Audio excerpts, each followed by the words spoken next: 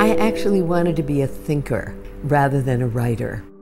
I was reading Emerson and I came upon this sentence: everyone has a choice between truth and repose.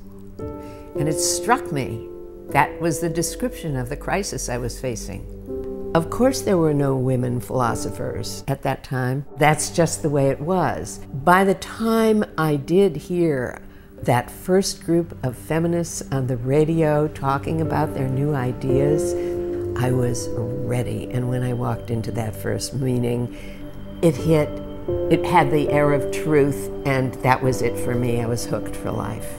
I challenged ideas with my essays, ideas that had been just so taken for granted that challenging them was itself a political act.